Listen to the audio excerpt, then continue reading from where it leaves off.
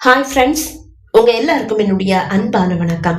இது ஷர்மிளா பிராங்கோவின் அன்பின் அசுரன் உன்னை அணைக்க துடிக்கிறேன் நாவல் பகுதி 9. வாசிப்பது ஷர்மிளா பிராங்கோ. வாங்க ஃப்ரெண்ட்ஸ், தொடர்ந்து கதையை கேட்கலாம். இரவு 10 மணி. உயிர் படுக்கைக்கு வந்து நீண்ட நேரமாகிவிட்டது. ஆனால் உறக்கம் விழிகளை தழுவ மறுக்கிறது. அவன் கண்முன் அக்னிதான் நிற்கிறாள். அவள் கழுத்தில் தாலி கட்டிவிட்டானே தவிர அவளை பற்றி இன்றளவும் நினைத்து கூட பார்த்ததில்லை. ஆனால் இன்று இதோ திடீரென்று தன் முன் வந்து நிற்கிறாள். அவளாகவா வந்து நிற்கிறாள்? தான் அல்லவா அவளை தேனியிலிருந்து இங்கு வரவழைத்திருக்கிறோம். மீண்டும் இப்படி ஒரு சந்திப்பு. இது ஏன்? இது நாள் வரை இல்லாத ஒரு இனம் புரியாத பாசம் அவள் மீது இப்போது தனக்கு ஏற்பட காரணம் என்ன? செல்போனை எடுத்து நேரத்தை பார்த்தான். 10:05 காட்டியது. கார் டிரைவரிடம் அக்னியின் நிலையை பற்றி விசாரித்தாகிவிட்டது. எந்த பிரச்சனையும் இல்லை என்று அவர் கூறினாலும் அவள் நலமாக தான் இருக்கிறாளா என்று அவள் அப்பாவிடம் கேட்டறிய ஒரு ஆவல். கந்தசாமி எண்ணிற்கு அழைத்தான். நெற்றியில் கட்டோடு விழி மூடி படுத்து கிடக்கும் அக்னியின் அருகில் இருந்த அவளது அப்பாவின் செல்போன் ஒலித்தது. விழிகளை திறந்து செல்லை எடுத்து பார்த்தான். சின்ன முதலாளி என்றுதான் அவன் பெயரை அப்பா சேவ் செய்து வைத்திருக்கிறார். தன்னை காப்பாற்றியது அவர் அல்லவா? அவருக்கு நன்றி சொல்ல வேண்டாமா? அழைப்பை சட்டென்று ஏற்ற அக்னி, சார், அப்பா செல்ல என்னுடைய ரூம்ல வச்சுட்டு போயிட்டாரு. நான் கொண்டு போய் அவர்கிட்ட கொடுக்கறேன். அக்னியின் இனிமையான குரல் தேன் போல் அவன் காதில் பாய்ந்தது. இல்ல பரவாயில்ல, உனக்கு எப்படி இருக்குன்னு தெரிஞ்சுக்கதான் போன் பண்ண. நான் நல்லா இருக்கேன் சார், உங்க தயவுல. சத்தம் இல்லாமல் சிரித்தான் உயிர். நீங்க மட்டும் என்ன காப்பாத்தாம இருந்திருந்தா? அவள் குரல் தடுமாறியது. சிறிது நேரம் அமைதி. நன்றி சார். It's okay. அப்புறம் நீ ரெஸ்ட் எடு, ஆபீஸுக்கு லீவ் சொல்லிடு. இல்ல சார், நான் நல்லா தான் இருக்கேன். நாளைக்கு நீங்க ஆபீஸ் வர்றதா மேனேஜர் சொன்னாரு. உங்களை பார்க்கணும் சார். என்னையா? ஆமா சார், என்ன படிக்க வச்சிருக்கீங்க, நல்ல வேலை கொடுத்திருக்கீங்க, என்னுடைய மானத்தை காப்பாத்தி இருக்கீங்க. ஆனா இன்னைக்கு வரைக்கும் நான் உங்களை நேர்ல பார்த்ததே இல்ல. நேர்ல பார்த்தா காலை தொட்டு வணங்கணும். நீங்க அந்த அளவு உயர்ந்த உள்ள படைச்சவர் சார். அப்படியா? ஆமா சார். ஓகே, நான் நாளைக்கு ஆபீஸ் வரேன். ஆனா என்ன பார்த்து நீ மயங்கி விழுந்துடக்கூடாது. ஏன் சார் அப்படி சொல்றீங்க? அது நாளைக்கு தெரிஞ்சிடும். அவளுக்கு புரியவில்லை என்றாலும் நாளை தெரிந்துவிடும் என்று அல்லவா கூறுகிறான். அதனாலேயே அவள் எதுவும் கேட்கவில்லை. Okay, good night. சார், இன்னொரு விஷயம் சொல்லு. நீங்க நிறைய உதவி பண்ணிட்டீங்க, அதனாலதான் கேட்க தயங்கி நானே ஒரு காலேஜ்ல தம்பிக்கு சீட் வாங்கினேன். அது தப்பா போச்சு. வேற வழி இல்லாம திரும்பவும் உங்ககிட்டயே வந்து நிக்கிறேன். தம்பிக்கு ஏதாவது காலேஜ்ல அட்மிஷன் வாங்கி கொடுக்க முடியுமா? அவன் இன்ஜினியர் ஆக தானே ஆசைப்படுறான். ஆமா சார். சரி, சென்னையில எனக்கு தெரிஞ்ச ஏதாவது காலேஜ்ல சீட் வாங்கி கொடுக்குறேன். Thank you sir. Good night. Good night என்றவன் அழைப்பை துண்டித்தான். மறுநாள் தன் மனதில் தெய்வமாக நினைக்கும் தன் அப்பாவின் சின்ன முதலாளியை பார்க்க போகிறோம் என்று நினைத்த போது அக்னிக்கு மகிழ்ச்சி தாழவில்லை. மறுநாளும் வந்துவிட்டது. தன் பிறந்த நாளுக்கு அவன் பரிசாக அப்பாவிடம் கொடுத்து அனுப்பிய நெக்லஸை எடுத்து அணிந்து கொள்ளும் போது இத பார்த்து கண்டிப்பா தமிழ் சந்தோஷப்படுவாரு என்று தனக்கு தானே கூறிக்கொண்டவள் நெற்றியில் சிறு பேண்டேடை மட்டும் ஒட்டி கொண்டு அலுவலகம் புறப்பட்டாள். இன்னைக்கு ரெஸ்ட் எடுக்க வேண்டியது தானேம்மா? அம்மா கூற, இல்லம்மா, எந்த பிரச்சனையும் இல்ல, நெத்தியில ஒரு சின்ன அடி, அவ்வளவுதானே, நான் ஆபீஸ் போயிட்டு வரேன். அவளோடு அவள் அப்பாவும் புறப்பட்டார். அவரை உயிரின் வீட்டில் விட்டுவிட்டு அவள் அலுவலகம் வந்து சேர்ந்தாள். அவளை கண்டதும், மேம், நெத்தியில என்ன என்று ஒருவர் பின் ஒருவராக கேட்க, கால் ஸ்லிப் ஆயிடுச்சு, சுவர்ல மோதிட்ட என்று கூறி சமாளித்தாள். அவள் நெற்றியில் அடிபட்டு விட்டது என்று அறிந்து பதறி போய் ஓடி வந்த வைஷாக், அக்னி ஹாஸ்பிட்டல் போனீங்களா என்று அக்கறையோடு விசாரித்தாள். போனேன். நீங்க லீவ் போட்டு ரெஸ்ட் எடுத்திருக்கலாமே, சார் கிட்ட நான் சொல்லி இருப்பேனே. கவலை கலந்த அவனது பாசத்தை அவளால் ரசிக்க முடியவில்லை. அவனுக்கு தன்னை எப்படி புரிய வைப்பது? எனக்கு எந்த பிரச்சனையும் இல்ல சார். ஓகே அக்னி, தமிழ் சார் இப்ப வந்துடுவாரு. நான் மீட்டிங் ஹாலுக்கு போய் எல்லாத்தையும் அரேஞ்ச் பண்ணிடுறேன். நான் வேணா உங்க கூட வந்து ஹெல்ப் பண்ணவா சார், பிளீஸ் என்றான். அவளும் அவனோடு வர இருவரும் சேர்ந்து மீட்டிங் ஹாலை தயார் செய்து முடித்தனர். ஓகே சார், தமிழ் சார் வந்தா என்ன கூப்பிடுங்க என்று கூறி அவள் நகர முயல அவள் கரத்தை பிடித்தான் வைஷாக். அக்னி, உங்களுக்கு என்னுடைய மனசு புரியலையா? இல்ல புரிஞ்சும் புரியாத மாதிரி நடிக்கிறீங்களா?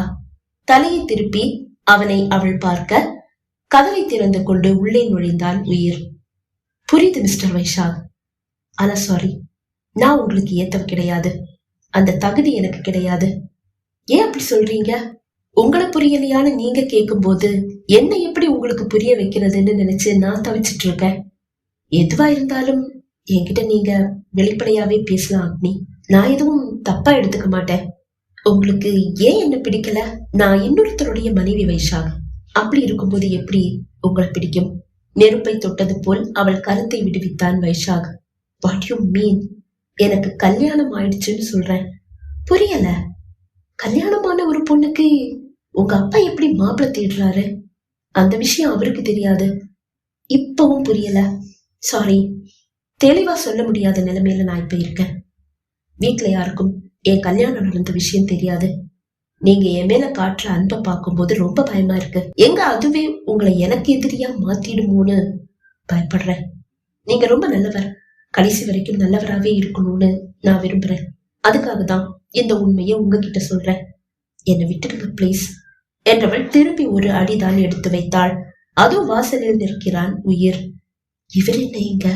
எடுத்து வைத்த காலை அப்படியே பின்னால் இழுத்து கொண்டாள். ஓ, இவர் தமிழுடைய ஃப்ரெண்ட் இல்லையா? ஒருவேளை மீட்டிங்க்கு இவரையும் கூட்டிருப்பாரோ, அதனாலதான் இவர் வந்திருக்காரோ? அவள் மனம் அப்படித்தான் நினைத்தது. உயிரை கண்டதும் வாங்க சார் என்று வரவேற்ற வைஷாக், அக்னி இதுதான் நம்ம தமிழ் சார் என்று கூற ஆடி போனாள். தமிழ் சாரா? ஆமா. மெல்ல அடியெடுத்து வந்த உயிர் குட் மார்னிங் என்று பொதுவாக கூற குட் மார்னிங் சார் என்று வைஷாக் மட்டுமே பதில் அளித்தான். அக்னியால் பேச முடியவில்லை. திகைத்து நிற்கும் அவள் மனம் ஆர்ப்பரிக்கும் கடலாகி இருந்தது. தான் வானலாவ உயர்த்தி வைத்திருந்த அப்பாவின் முதலாளி இவரா? இவருடைய தயவுலையா நான் படிச்சு இந்த நிலைமைக்கு வந்திருக்கேன். அப்பா இவருடைய வீட்லயா வாட்ச்மேனா இருக்காரு?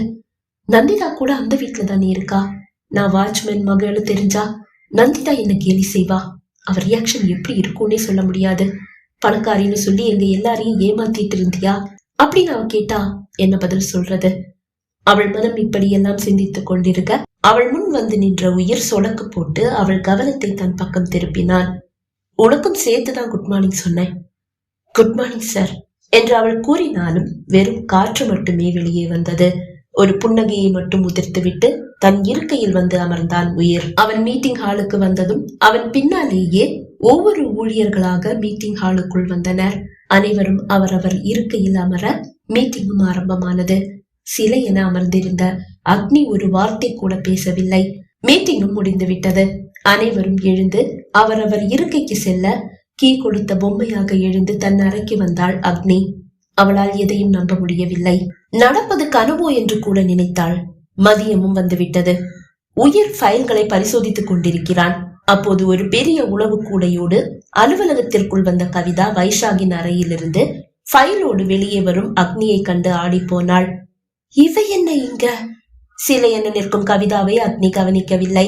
தன் அறைக்கு செல்லும் முன் உயிரின் அறை இருக்கும் பக்கம் பார்த்து விட்டுதான் சென்றாள். இங்க என்ன நடக்குது எதுவுமே புரியலையே. தனக்கு தானே கேட்டபடி உணவு கூடையோடு உயிரின் அறைக்கு வந்த கவிதா அக்னியை பற்றி உயிரிடம் கேட்டு விடுவது என்று அத்தான் என்று அழைத்தாள். உயிர் தலையை உயர்த்தி அவளை பார்க்க அவள் நாய் எழவில்லை. அக்னியை பற்றி கேட்க பயந்தவள் சாப்பாடு கொண்டு வந்திருக்கேன் என்றாள். வச்சிட்டு போ என்று கூறிவிட்டு அவன் மீண்டும் ஃபைல்களை சரி பார்க்க சரி அத்தான் என்றவள் யோசனையோடு வெளியே வந்தாள். வீட்டை அடைந்ததும் முதல் வேலையாக அக்னி தங்கள் அலுவலகத்தில் வேலை பார்க்கிறாள் என்ற செய்தியை உரக்க அவள் கூற அவளது வார்த்தைகளை நம்ப முடியாமல் அனைவரும் வியப்போடு ஒருவரை ஒருவர் பார்த்தனர். நந்திதாவுக்கு தூக்கி வாரி போட்டது. இது எப்படி சாத்தியம்?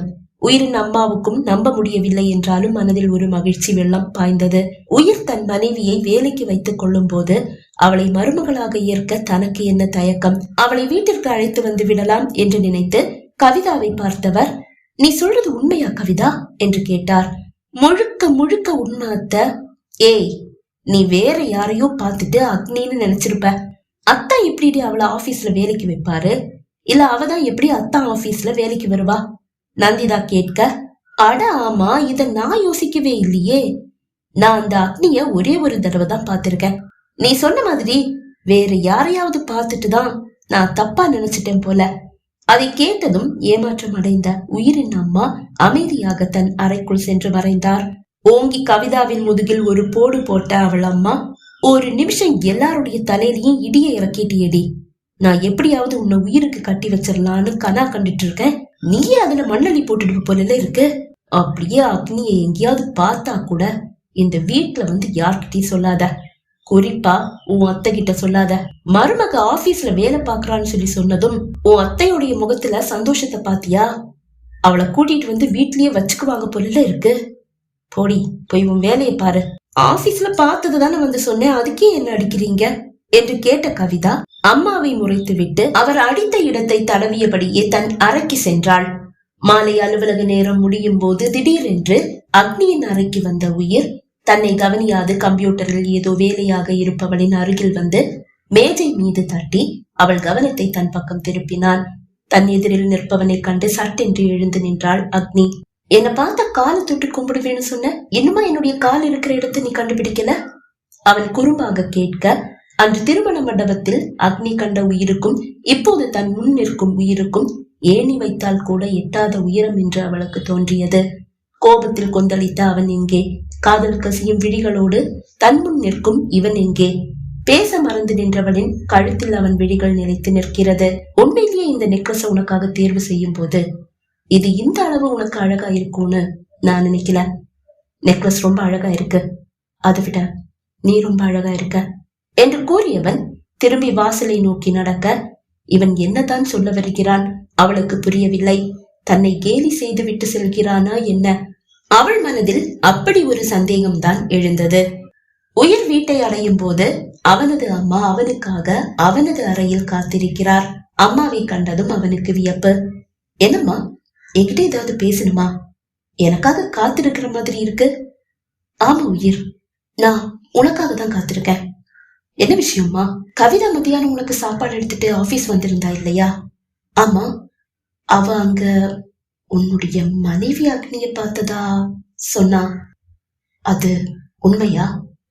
அம்மா தயங்கியபடி கேட்க, அது உண்மைதான். அப்படின்னா உனக்கு அவளை பிடிச்சிருக்கா? நான் அவளை நம்ம வீட்டுக்கு கூட்டிட்டு வந்துடவா? அது உங்க விருப்பம். அவனிடமிருந்து இப்படி ஒரு பதில் கிடைக்கும் என்று அம்மா எதிர்பார்க்கவில்லை. அப்படின்னா நாளைக்கே போய் நான் அவளை நம்ம வீட்டுக்கு கூட்டிட்டு வந்துடுறேன் அம்மா கூறும்போது ஒரு புன்னகையை மட்டும் முதிர்த்தான் உயிர்.